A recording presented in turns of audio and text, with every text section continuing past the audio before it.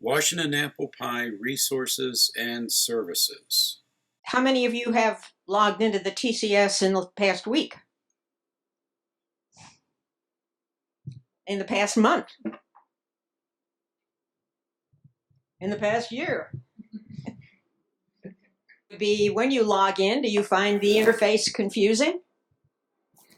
I've got one person nodding, and I had nothing to do with designing it or updating it. You have to talk to John Thomason about that years ago. And I think Lawrence probably had a hand. Okay, I've always liked the TCS, and I won't say that I access it regularly, but I've always liked it because if I have a question and I need feedback and the Clubhouse Saturday or the general meeting Q&A is weeks away, I can post something even late at night and get an answer pretty quickly. So if you've never done this before or haven't done it for a while, that's how you get in. I kind of wish that bar were a little more prominent. So once you log in, assuming that your membership is up to date, this is the inside page that you'll see full of these things, and also something called prefs. And if you hit on prefs, and navigation is pretty simple. You can use the back arrow or you can use the bar up here to navigate back and forth. I think let me just do this because it is a topic I'm interested in right now. I'm thinking about doing something with cloning one of my computers. And so I'm putting that in to see if there's anything in any of these. I've been using email discussion lists for a very, very long time, and I have a much better understanding of the TCS now than I did before. I still find it fragmented. I still see it as lots of little cubby holes where different things can get put. And that's one of the other local Mac user groups. It's much smaller and much less formal. There are no dues, there's no newsletter. Meetings tend to be, I think, like I've heard that Quaker meetings are, where if someone in the audience has something to say, they speak up. The couple of meetings, compared to the relatively convoluted way that you deal with the TCS, all you have to know are those 4 email addresses. That's how you do everything on the group. Thank you so much for coming today. Can the spam and two-factor two-step. Okay, what I'd like to do now is introduce Mike Wish. Thanks for inviting me back. It's nice to see all of you again. So who's excited about spam? Spam, it's kind of an interesting word that we use, this concept of spam. And I think that it's probably a little bit overused. Understanding about what spam is and how that is different from just general unwanted communication mediums. So I kind of did this graph with legitimate companies versus illegitimate companies or entities, and versus unwanted and wanted. Here, obviously, we have kind of all normal communications, right? Your normal phone calls you receive from people, emails you expect to receive. There is a fair amount out there of companies that you do business with that will try to contact you. And I think that this is one area that you have the most control over, because these companies in general will respect your privacy if you go through the right mediums to tell them that. So we'll call that junk mail and telemarketers. That's sort of what I'm talking about when I'm referring to those. Robocalls kind of fall in the middle. Talking about kind of spam. Spam is communication generally that is totally unwanted and generally from totally illegitimate companies where they don't, even if you told them you don't want it, they don't care. From verified companies will generally respect your privacy. Usually you will have to tell them in the call that you don't want to be contacted, that you want to be removed from a list.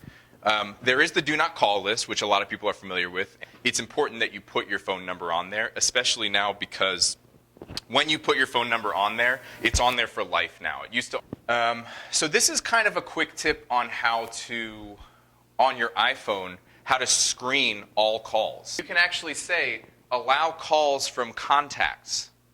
And by doing that, you basically, in your contact list, are creating a whitelist of anybody who's allowed to contact you. And anyone outside of that, the call goes directly to voicemails. So, same rules apply with emails. Legitimate senders from verified companies will respect your privacy. Unsubscribe links are your best friends when it comes to email. There's a great website called dmachoice.org. It costs $1 to register your account service, and what this will do is they will tell companies as part of the Direct Marketing Association not to mail you. Two-factor authentication, or there's basically three parts to it. Something you know, something you have, and something you are. So the something you know part is a password or PIN code like you might use for something you have would be a mobile phone or some type of fob, like a key fob. That's something you have, isn't it? It's something, a key to your front door is also something physical. Finally, the third one is something you are. Usually something that's biometric in nature. It could be your fingerprint, such as on your home key on your phone or iPad, or your face on an iPhone 10 series device that has facial recognition, or a voice print for systems that use that for authentication.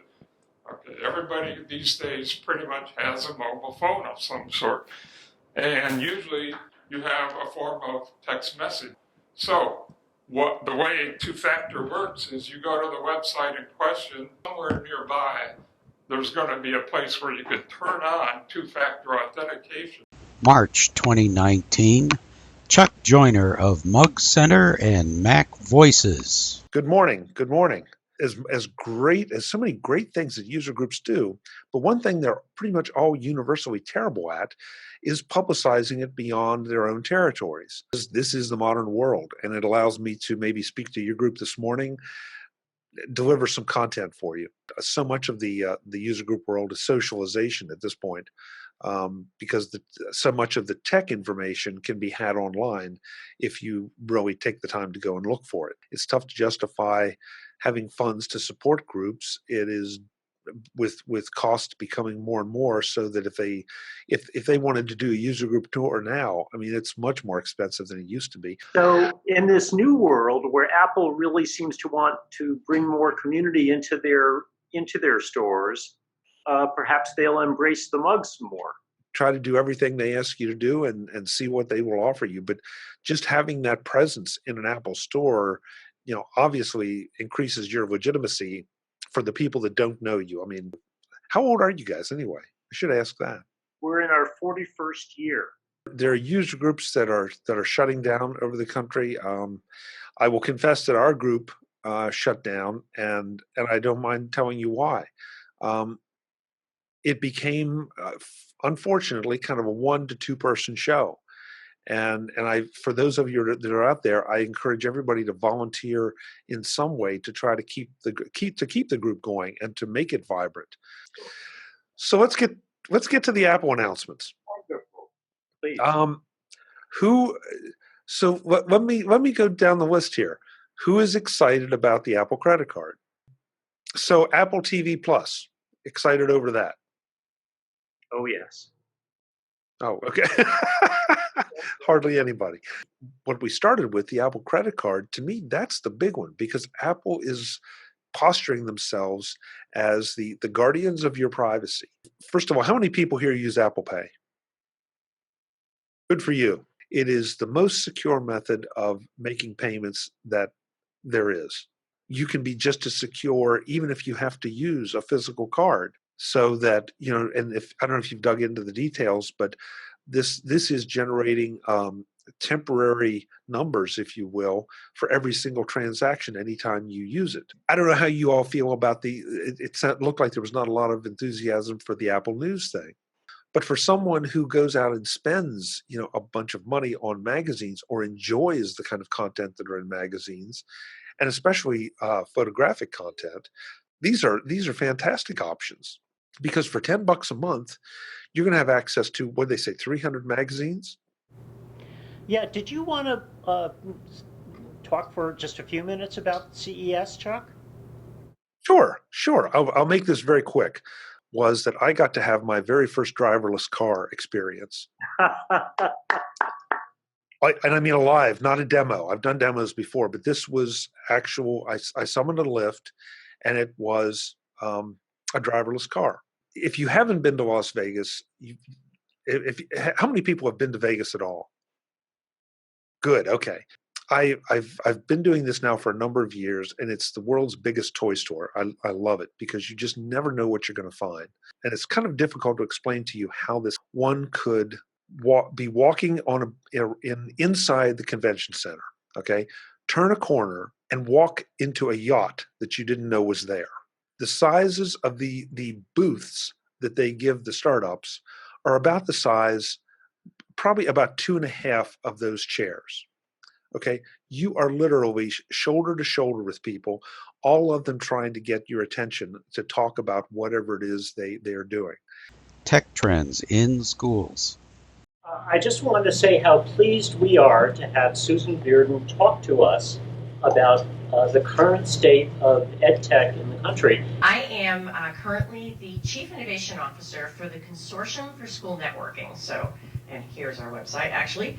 COSIN is a membership and advocacy organization for school technology leaders. Started out, I had my first exposure was a TRS-80. Anybody remember those? Back in 6th grade, and we used to program it so we could do Christmas trees. I thought that was the cool. And my parents bought me a Tandy 1000. So that was what I used to write papers with the big 5.25-inch floppy disks. My next machine was actually my first Mac. I had a Mac PowerBook, which lasted me for several years, which was a great little machine with a whopping 4 meg of memory when I was in school. So I was actually a professional violist for many years. So my undergrad degree is in viola performance. I have a master's degree in viola performance. And I was a professional musician for many years. And I remember distinctly taking Microsoft Access, and the class, I totally flew above my head. Relational databases, I just did not understand them, and I was so irritated that I didn't understand it that I took the class again. And so ironically, later in my career, I was an Access database developer for a little while, but it kind of came with my fact that I just found technology fascinating, and I wonder, had I been exposed to technology earlier in my career, had I moved into technology? And that kind of relates to our discussion today as we're talking about the use of technology in schools. And I was teaching music, but I was fascinated by how technology could be used to solve problems. But being a strings teacher who traveled between schools, I was pretty much at the bottom of the pecking order. I didn't have much access to technology, and that frustrated me because I was fascinated with how technology, with like web technology or database technology, could be used to make life better. I got an associate's degree in Oracle Database Administration, which I never did anything with, but I got my degree, and that was enough to sort of help me transition into technology as a profession. And then I was offered a job managing the student information system at this private school. And at that time, I thought, oh, well, my degree's in Oracle. Oh, I'm going to go off in industry. I'm not going to go back in education. I'll just take this job, and a couple of years, it'll be my next stepping stone, and then hopefully I'll get another job in industry. And I was there for 10 months, and then they promoted me to director of IT, and that's how my career in school IT management was born. It was never an intentional career decision like everything else in my career.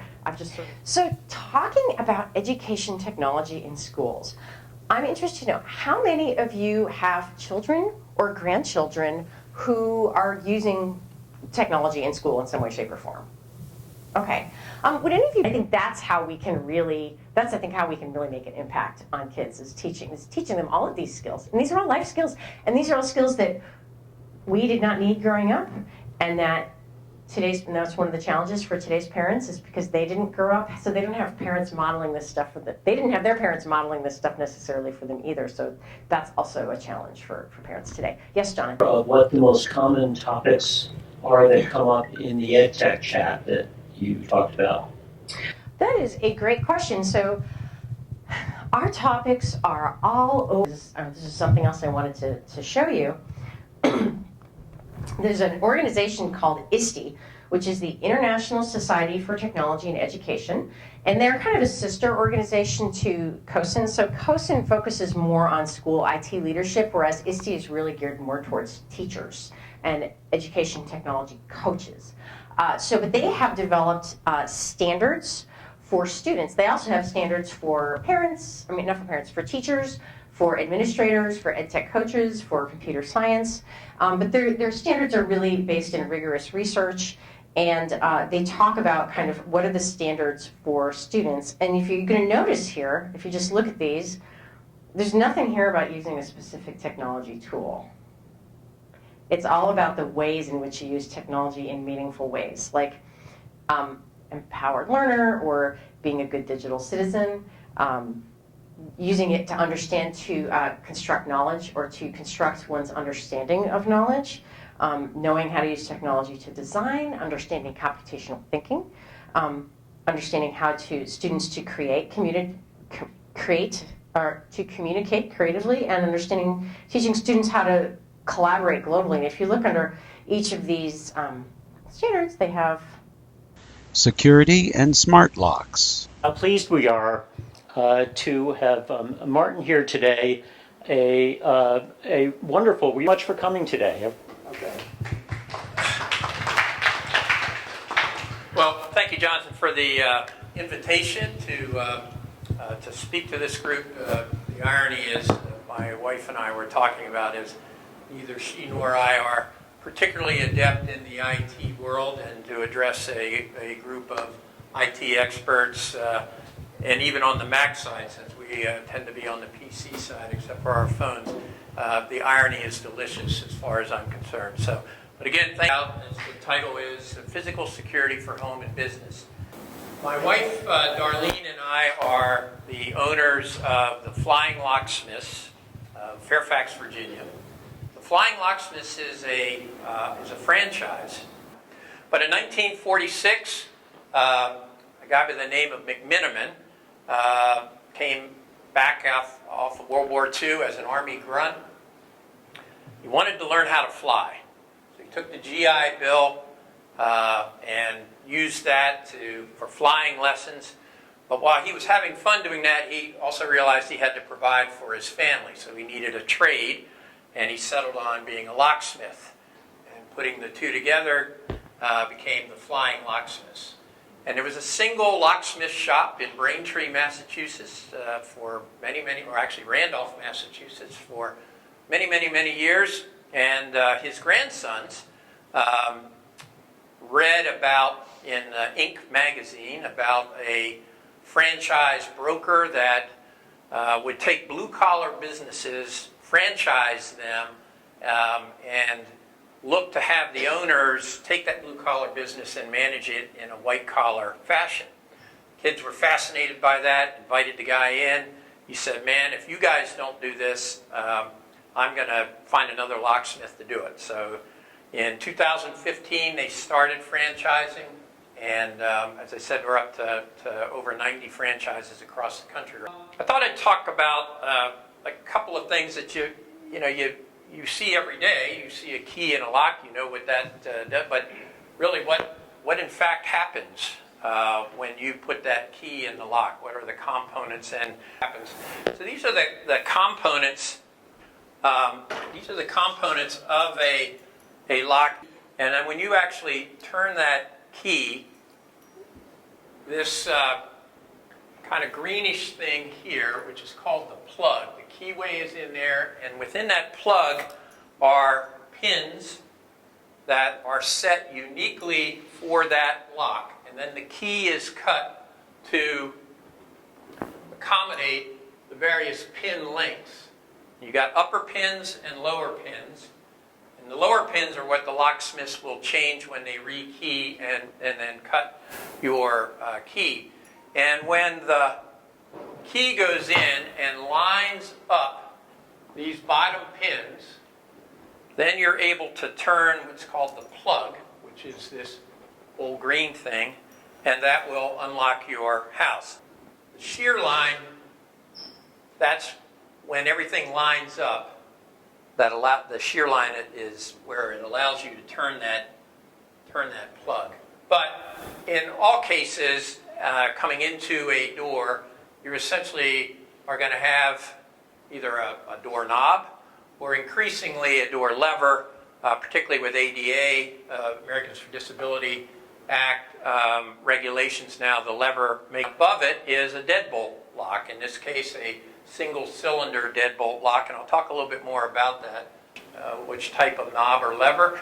And then we're going to ask what type of finish do you want, to match your whatever you've got within the house. And typically it'll be satin nickel. That's the most popular now. It used to be bright brass, and then you've got a couple of other finishes. So we'll ask all about that before we order up the lock for you. The Flying Locksmiths, the name implies a locksmith where we would just do rekeying or messing with the locks. But we have a much broader portfolio than just that. Essentially what we say is if it's on the door, we'll handle it. But instead of the single lock, some of the commercial cylinders have, it looks like a figure 8. This is called an interchangeable core. So where this is valuable to a store owner, a restaurant owner, particularly on the commercial side now, again, this movement towards electronic security and ease of access and, frankly, cost savings.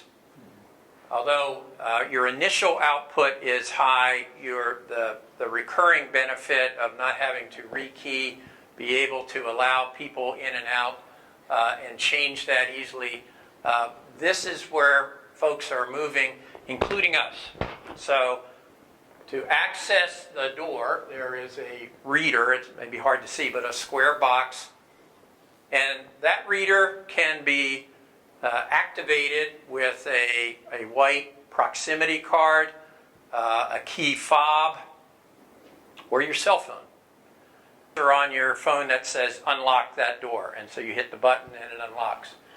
The next generation of this are what they call frictionless access control, and you don't even need to take the phone out of your pocket. It automatically is picking that up, and you just touch with your hand or elbow that reader, and it will unlock the door. So now, multi-factor authentication on those readers. So it can be the card, have a keypad on there, so you enter a PIN.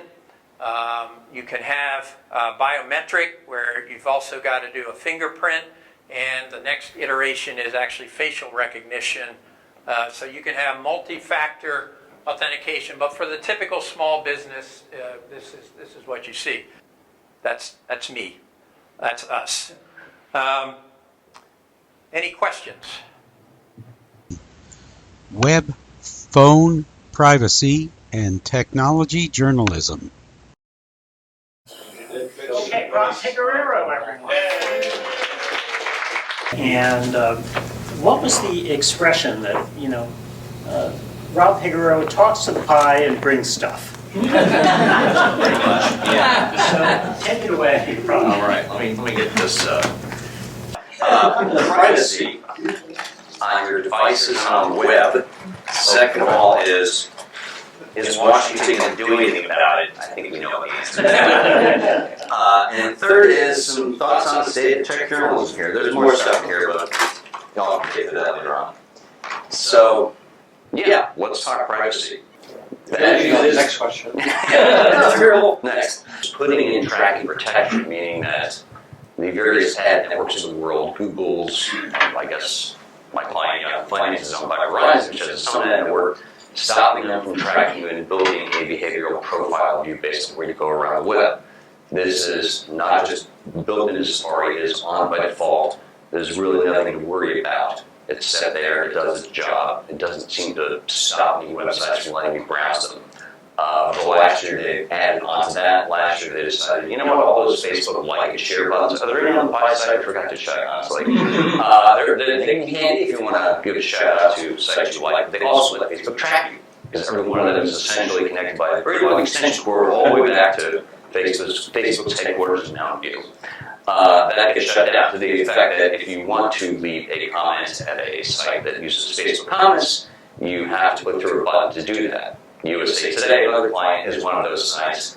So as a result, I interact with my commenters much less. The first implementation of their tracking protection blocked not only tracking cookies, but ads that placed them, which meant that the sites, including ones that I like and don't mind ads on, would say, could you please turn off your ad blocker? We're trying to stay in business. So they fixed that. So you see the ads, they're just not personalized to you. And that's much better. I like Firefox more and more these days because of that. There's a handy extension you can add onto it called the Facebook Container, which basically, it's as if Facebook is running in its own separate browser. It basically disconnects their ability to monetize your activity around the web. People talk a lot of the time, what can we do about Facebook? It's useful, it's really handy for seeing pictures of everybody's kids and grandkids, but I'm not sure management there is really thinking in everyone's long-term interest. And the last thing is all these things these tools Google is giving you to track what other apps do with your information. It doesn't do so much about what Google collects, but they did announce two things which I think are also good ideas. One, you can opt into right now in your Google account, just have it automatically erase the history of your web and app activity after 3 months or after 18 months. I think I've set fine to erase after 3 months. I should double check that. I think that's a good idea. There is some value to have a history where you went on the web. Like I personally find it helpful to know when that's right, this is the story I read last month, this is what I want. You're going to have the same option with your location history, which again, I think that does have short-term value. For instance, if I forget to write down my car's mileage when I get home, I can just check on Google Maps and see, okay, I drove probably about 30 miles, so 55 cents a mile. It really adds up on my taxes. This is good. I would like to see more steps towards this. And I think at a certain point, we're going to be learning more and more about how much of this data is really necessary. Well, comment, and I'd like your comment in relation to it. Whenever you go into a grocery store, you're being tracked. And if you use a loyalty card, they know who you are, but even if you don't, they know who you are. Let me take the first question. To a certain extent, any place, if you're a repeat customer of someplace, like I was at the Arlington County Farmers Market this morning, and if the people at certain stands haven't figured out that like I really like the ravioli they do, or these guys have great tomatoes, they're not paying enough attention. So, I just hope I get a good deal at some point. With grocery stores, yeah, this has been going on a while.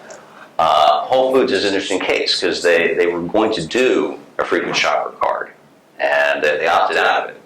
So now what they have, of course, Amazon owns Whole Foods, and if you're a Prime member, you get 10% off sale prices. So yes, I do scan that. But on the other hand, they also heavily push this Amazon Visa, where you get, I think it's like 5% off groceries. And Kashmir Hill, who just got hired by the New York Times, great pick by them. She tried to figure out what does Amazon do with the data they can collect with that. Amazon wouldn't tell.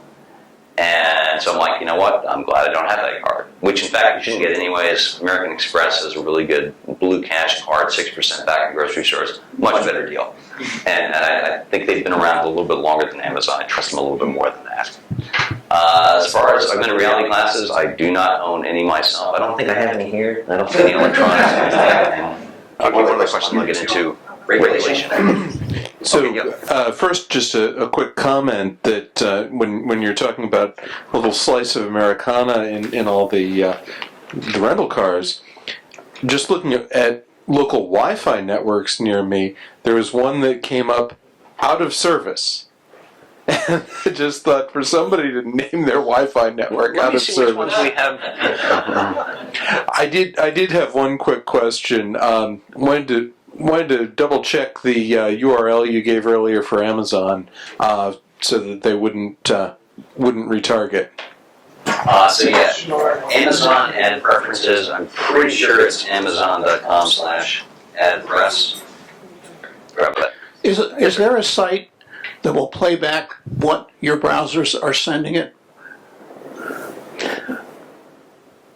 So in Firefox, for instance, with tracking and protection active, you'll see a little shield icon on the top. No, I mean something where you actually go to a site and it plays back all of the stuff. grc.com shields up. I thought that was more for like sites actually pinging your computer directly, like particular ports. I think grc.com has a feature that will tell you what you're sending. Okay, I would check that. I mean, yeah, there's certain stuff that a site is always going to get, like your internet protocol address, although you can use a VPN and then come from a completely different IP address. The kind of browser you have, basic stuff like that. Where it gets tricky is then what other tracking cookies are getting sent back and forth. And what's great about tracking protection, as is being done now in Safari and Firefox, you don't have to turn off cookies in general, which makes the web pretty much unusable. That you can turn off the ones that don't provide value to you, and often don't provide value to the news site you're reading, only to some ad network, which is siphoning all this value out of the system. And you don't have to do anything to use it, which I think is helpful. There's this large building about 25 miles northeast of here. 2 years ago, I would have thought we're definitely going to get some.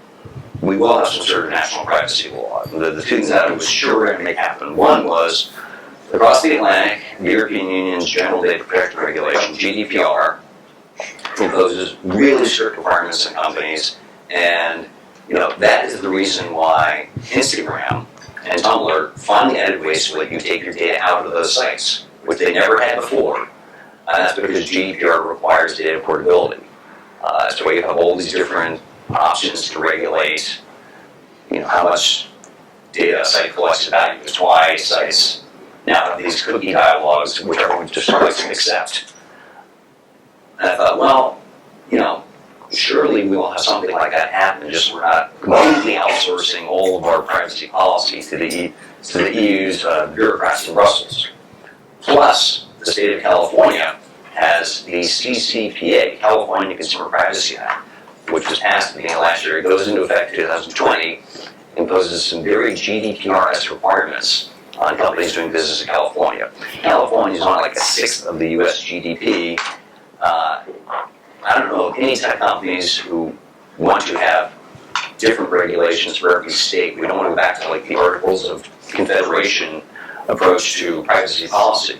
So I was sure we'll have something that will maybe not go as far as GDPR or CCPA, but establish a nationwide floor. Well, it is now almost the end of June 2019, and I am starting to think that will not happen. And it's not for lack of ideas. There have been various proposals put forth, different approaches. Like Senator Ron Wyden of Oregon has one, which he sort of modeled it a little bit after Dodd-Frank, essentially saying that, we're going to hold executives personally responsible if they leak data, if they don't live up to their commitments. So I'm sure that's real popular with Google and Facebook and everybody. I was sure Congress was going to fix a law called ECPA, the Electronic Communications Privacy Act.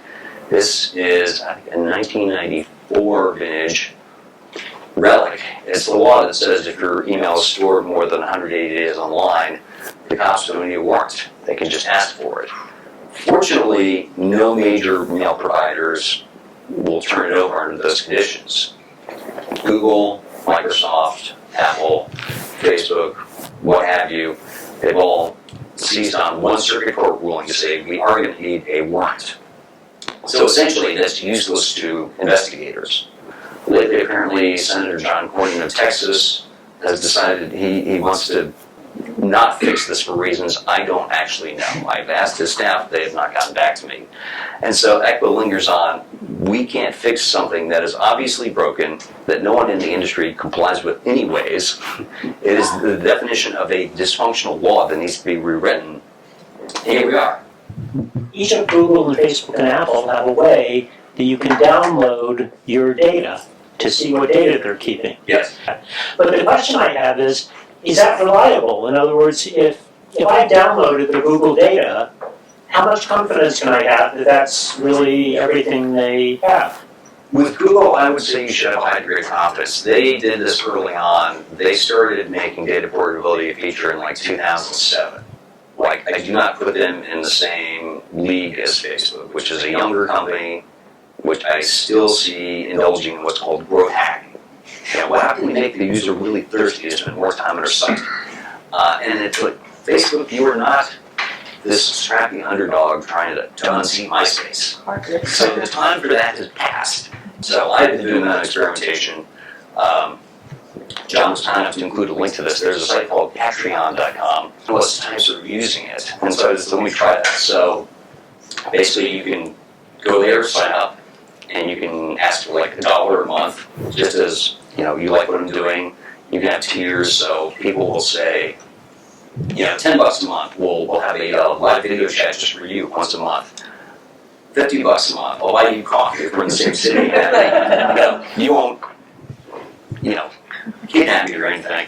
$100 a month, you can order me to write a story. So I have a page set up, patreon.com/Pegoraro. $2, you get at least one post a month that is, you can't read without a membership. So far I was just about to pinch and zoom. So it's actually, if you just do first name, last name, pretty much everywhere. Plug this into your here. Well, actually, that won't really work with my Android phone. Take over this pile of junk we have here. I really don't want to bring